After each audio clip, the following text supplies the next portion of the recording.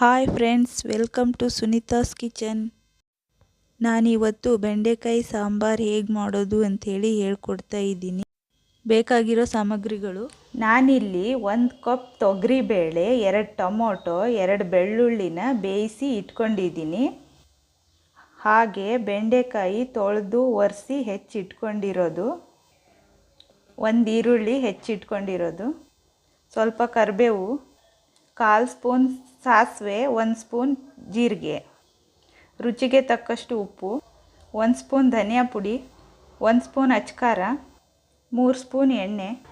ಹಾಗೆ ಸ್ಟವ್ ಮೇಲೆ ಕಡಾಯಿ ಇಟ್ಟು ಸ್ವಲ್ಪ ಎಣ್ಣೆ, ಇದಕ್ಕೆ ಬೆಂಡೆಕಾಯಿ ಹಾಕಿ ಫ್ರೈ ಮಾಡ್ಕೋಬೇಕಾಗುತ್ತೆ. ನೋಡಿ, ಬೆಂಡೆಕಾಯಿನ ಲೋಳೆ ಎಲ್ಲ ಹೋಗೋ ಹಾಗೆ ಫ್ರೈ ಮಾಡ್ಕೋಬೇಕಾಗುತ್ತೆ. ನೋಡಿ, ಈ ಸಾಂಬಾರನ್ನು ಹೊಸದಾಗಿ ಕಲಿತಾ ಇರೋರು, ಬ್ಯಾಚುಲರ್ಸು ಎಲ್ಲ ಈಸಿಯಾಗಿ ಮಾಡ್ಕೋಬೋದು. ಬೆಂಡೆಕಾಯಿ ಫ್ರೈ ಆಗಿದೆ.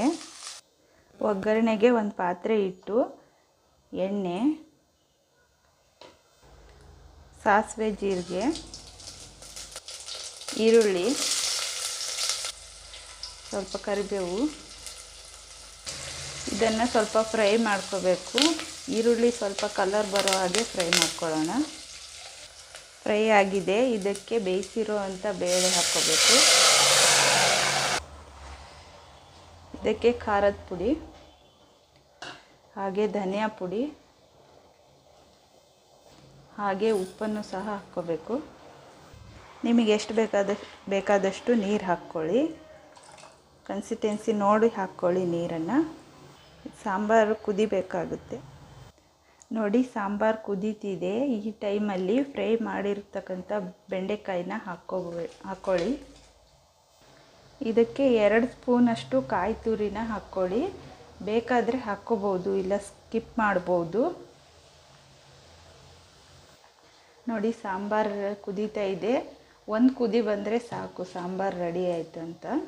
ಇದೇ ಥರ ಒಳ್ಳೆ ವಿಡಿಯೋಗೋಸ್ಕರ ನಮ್ಮ ಚಾನಲನ್ನು ಲೈಕ್ ಮಾಡಿ, ಶೇರ್ ಮಾಡಿ, ಹಾಗೆ ಸಬ್ಸ್ಕ್ರೈಬ್ ಮಾಡಿ. Thank you.